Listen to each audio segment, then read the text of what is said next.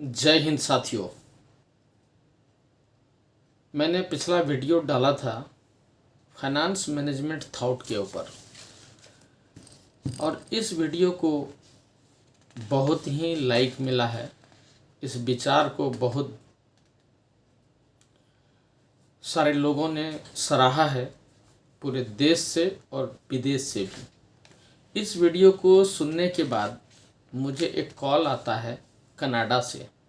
मैं एक छोटा सा बहुत ही इम्पोर्टेंट स्टोरी सुना रहा हूँ और वो रात में कॉल आता है 3:45 पर, लेकिन मैं तो सो रहा था। तो सुबह फिर उन्होंने कॉल किया और वो कोई और नहीं, कैप्टन सेवा सिंह बडियाल साहब थे, जो सीनियर सिटीजन हैं। 81+ ईयर्स का उनका एज है और उनको ये वीडियो इतना पसंद आया कि वो सुबह फिर हमसे बात किए। कैप्टन सेवा सिंह बडियाल साहब के बारे में कुछ चर्चा यहाँ करने जा रहा हूँ कि वो कनाडा में रहते हैं अभी और एक्स सर्विसमैन ग्रुप जो पंजाब के हैं उनके वाइस प्रेसिडेंट हैं, PR मीडिया कोऑर्डिनेटर हैं एंड सोशल वर्कर भी हैं पंजाब, हरियाणा, हिमाचल एंड जम्मू कश्मीर के लिए। इसके अलावा वो मेंबर हैं संयुक्त जवान मोर्चा पंजाब के, मेंबर हैं कोर ग्रुप इंडिया के, मेंबर हैं दिग्गज वीरांगना महासंघ इंडिया के और चेयरमैन हैं ex army welfare committee Punjab के। और उनका कॉल जब आया तो उन्होंने एक वीडियो रिकॉर्डिंग भी भेजा है। मैं कोशिश करूंगा कि इस वीडियो में उनकी कॉल रिकॉर्डिंग या वीडियो रिकॉर्डिंग जो है उसको भी अटैच कर सकूं इस क्लिप में, ताकि आप लोग भी इस बारे में सुन सकें कि हमारे पार्टी में जो अभी सबसे ज़्यादा ज़रूरी चीज़ है वो है फाइनेंस की। और उस पर उन्होंने भी अपने विचार व्यक्त किए और साथ ही साथ उन्होंने ये भी सलाह दिया कि जहां मेरी भी ज़रूरत है आप मुझे भी बताएं, मैं भी इसमें हेल्प करने के लिए आगे आऊँगा। एवं हमारा जिस जिस राज्य में हमारे कार्यकर्ता हैं उनसे भी मैं गुजारिश करूँगा कि वो भी इस पार्टी को सहयोग एवं समर्थन दें। तो इस वीडियो को आगे बढ़ाने से पहले मैं कुछ मुद्दों पर ज़रूर चर्चा करूँगा कि इंडिया में जो पॉलिटिकल अवेकनिंग का टाइम था, फर्स्ट फेज अगर उसकी बात करें, जब ये देश गुलाम था, उस समय जब अंग्रेजी सत्ता यहाँ पर राज कर रही थी, तो उस समय एक ऐसा वर्ग इस देश के अंदर आए जिन्होंने आज़ादी की लड़ाई लड़ी, उसमें महत्वपूर्ण योगदान दिया। उसमें से कई विदेशों में पढ़ाई करते थे, कई वकालत करते थे इस तरह से, और कई देश के अंदर थे पढ़े लिखे बुद्धिजीवी। उन्होंने एकत्रित होकर के इस देश की स्वतंत्रता की लड़ाई लड़ी। इसमें से कईयों ने अपने शहादत दी और वो आज उनकी बदौलत, उनके मेहनत की बदौलत ये देश आज़ाद हुआ, हम सब जानते हैं। और उसमें से जो आज़ादी और स्वतंत्रता के सेनानी जीवित रहे, उन्हीं में से कई स्वतंत्रता सेनानी इस देश के महत्वपूर्ण पदों पर आए, जिसमें देश के प्रधानमंत्री बने, राष्ट्रपति बने, गृह मंत्री बने और इस तरह से बहुत सारे मंत्रिमंडल में उनको जगह मिली, कानून मंत्री बने, संविधान का निर्माण हुआ और इस देश को चलाने की एक व्यवस्था बनी। इस देश में दूसरा फेज जो पॉलिटिशियन का या पॉलिटिक्स का आया, वो तब हुआ जब एक एरा शुरू हुआ पॉलिटिकल देश के अंदर, और उसमें फैमिली पॉलिटिक्स इन्वॉल्व हुआ। एक पर्टिकुलर फैमिली इस देश में पॉलिटिक्स कर रही थी। और कई बार क्या होता है, जब एक पर्टिकुलर फैमिली पॉलिटिक्स करती है तो कुछ तानाशाही नज़रिया भी बन जाता है। ऐसा ही हुआ था जब एक हमारे प्रधानमंत्री तानाशाही मोड में आ गए थे और इस देश में इमरजेंसी लगा दी गई। बहुत सारे संविधान में जो है संशोधन करने की कोशिश की गई, किया भी गया, और एक समय आया जब इमरजेंसी घोषित किया गया।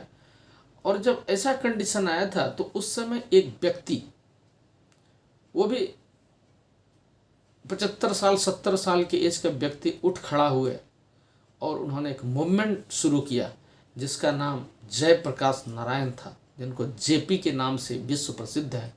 और उन्होंने एक मूवमेंट किया और देश को फिर से यूनाइट किया और इस तरह से जो ये निरंकुश शासक थे उनको सत्ता से बाहर करके एक नई सरकार का गठन हुआ जिसका नाम था जनता पार्टी की सरकार।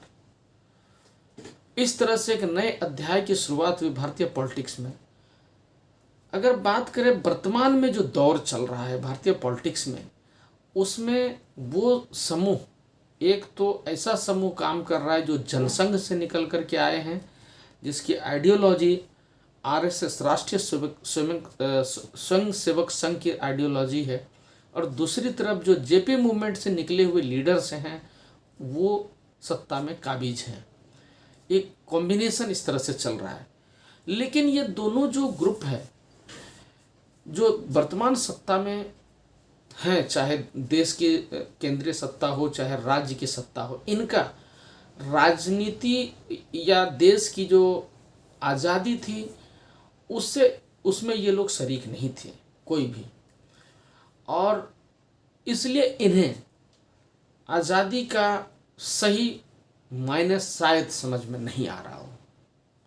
ना तो ये आज़ादी की हासिल करने में लड़ाइयाँ लड़े थे और ना ही आज़ादी को अक्षुण्ण रखने की लड़ाइयाँ लड़ रहे हैं। इस वजह से आज राजनीति इतनी गंदी होती जा रही है, इस तरह से राजनीति में उलट पुलट हो रहा है। ऐसे ये राजनेता इस समय कुर्सी के लिए कुछ भी करने के लिए तैयार हैं, चाहे इनको जितना झूठ बोलना पड़े, 100 बार जो है इधर से उधर पलटना पड़े, जितना भी जुगाड़ करना पड़े, जो भी करना पड़े, वो सब करने के लिए ये आगे आ रहे हैं। और इस वजह से राजनीति इस समय छत बिछत हो रही है। इस समय हमारे उस जांबाज सैनिकों की जरूरत है इस देश को, जो भले ही इस देश की आज़ादी में लड़ाई तो नहीं लड़े, लेकिन इस देश की आज़ादी के बाद इस देश को स्वतंत्र बनाए रखने में अपनी भूमिका अदा किए हैं, स्वतंत्रता को काबिज रखने में बॉर्डरों पर लड़ाइयाँ लड़े हैं, दुश्मन देशों से लड़ाइयाँ लड़े हैं। आज वो सैनिक समूह देश में सक्रिय हों, राजनीति में पार्टिसिपेट करें और एक संगठन बना करके आगे बढ़ेंगे, क्योंकि वो आज़ादी की लड़ाई के साथ साथ अगर बोलें तो इस देश को आज़ाद रखने के लिए उन्होंने कई सारी लड़ाइयाँ लड़ी हैं, और इस वजह से उनको ये दर्द होता है इस देश का, क्योंकि हमारे कई सारे भाई इस देश को स्वतंत्र रखने में अपनी शहादत देते रहते हैं। ये हमारा रोज़मर्रा का जीवन है, और इस वजह से आज हमारे देश के जो भूतपूर्व सैनिक भाई हैं, ये उन्हें अपनी जिम्मेदारी का एहसास करने की ज़रूरत है। उन्हें समाज सेवा में अपनी भूमिका सुनिश्चित करने की ज़रूरत है। वो आगे आए और इस देश के इस बिगड़ते हुए हालात को समझें और इसको संवारने के लिए अपना योगदान दें। एक और महत्वपूर्ण मुद्दा जो यहाँ मैं बात करने जा रहा हूँ कि पहले की सरकार में ज़्यादातर 3 अंग माने जाते थे। मैं भी पॉलिटिकल साइंस पढ़ा हूँ तो हम समझ सकते हैं कि लेजिस्लेचर, जुडिशरी एंड एग्जीक्यूटिव, ये बोलते थे कि 3 पार्ट जो है सरकार के होते हैं। लेकिन आज सरकार के 6 पार्ट हो चुके हैं, 6 हिस्से हैं, जिसमें लेजिस्लेचर, जुडिशरी एंड एग्जीक्यूटिव के अलावा इस समय भारतीय राजनीति पर religion and religious leaders and religious places का बहुत बड़ा रोल होता जा रहा है। धर्म गुरु एंड रिलीजियस प्लेसेस का डोनेशन पार्टी को मिलता है, जिसकी वजह से आज बहुत सारी पार्टियां आगे बढ़ रही हैं। इसके अलावा एक और पार्ट है, वो है बिजनेस, फैमिली और उसके द्वारा प्राप्त डोनेशन जो सरकारों को चला रही है। और एक और अंग है जिसका नाम है मीडिया। मीडिया की अगर बात करें तो digital media and print media, ये भी आज सरकार का एक महत्वपूर्ण अंग बन गया है, और ये भी सरकार को चलाने और बिगाड़ने का काम करते हैं। तो इस समय अगर बात करें तो सरकार के 6 अंग हो चुके हैं, और हमारी जो भारतीय जवान किसान पार्टी है, इसको इन 6 अंगों को मजबूत करना होगा, तभी हम जाकर के इस देश में सरकार में आने के लिए अपनी दावेदारी प्रस्तुत कर पाएंगे।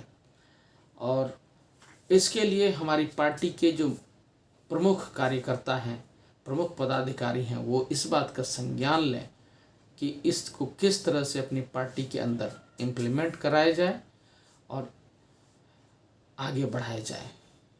आज के लिए इतना ही। जय हिंद, जय भारत, वंदे मातरम।